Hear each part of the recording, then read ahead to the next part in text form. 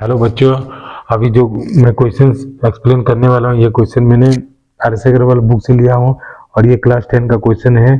Chapters का नाम है हाइट एंड डिस्टेंस और ये चैप्टर नंबर 14 है, exercise 14।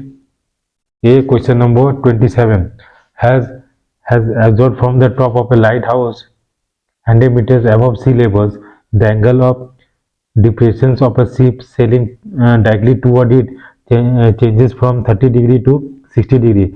Determine the distance traveled by the ship during the period of what observations.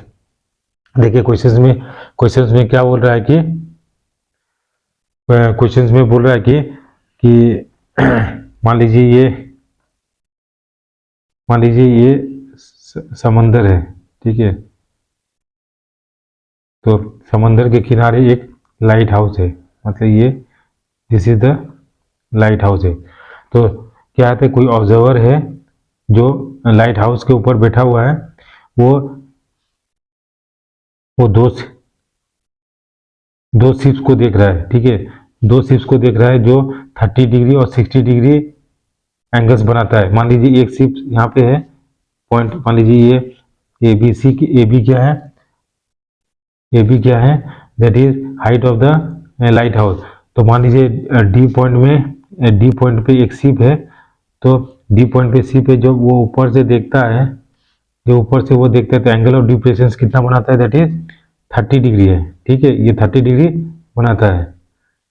फिर दूसरा जो शिप है, मान लीजिए पॉइंट ABC पे है, यहाँ पे है।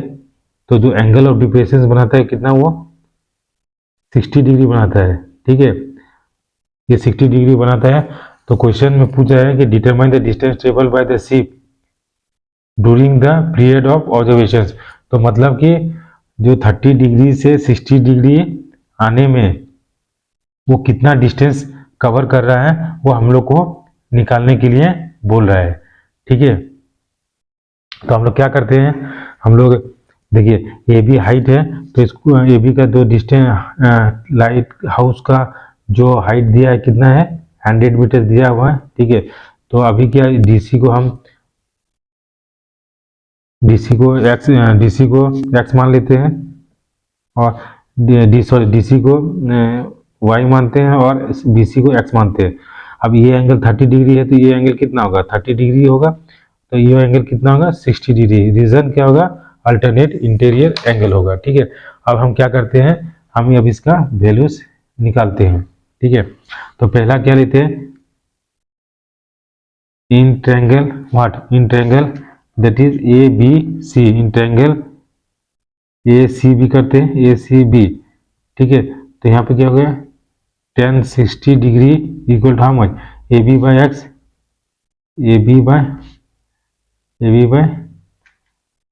x हो जाए, ठीक है। तो मेरा क्या हो गया, AB tan 60 degree equal AB का वैल्यू कितना है, 100/x हो गया, ठीक है।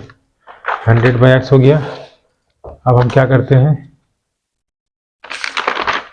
tan 60 का क्या होता है value, that is √3 equal to 100/x हो गया। तो मेरा x this implies x equal to क्या हो गया, 100/√3 हो गया। ये मेरा इक्वेशन 1 हो गया। फिर हम क्या करते हैं, इन ट्रायंगल ADB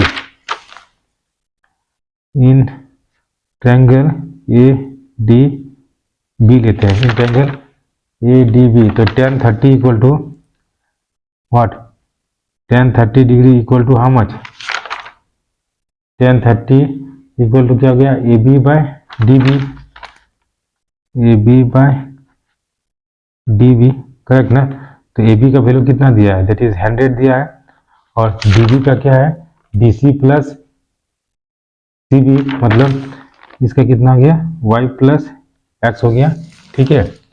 अब देखिए tan 30 का वैल्यू कितना होता है, √3 इज इक्वल टू 100।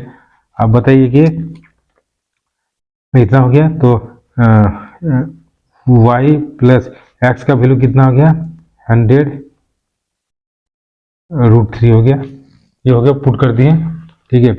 अब यहाँ इसको सॉल्व करते हैं। तो यहाँ के अंदर √3 इज इक्वल टू 100 बाय, अब इसका एलसीएम लेते हैं तो कितना हो गया √3y प्लस 100 बाय कितना हो गया √3।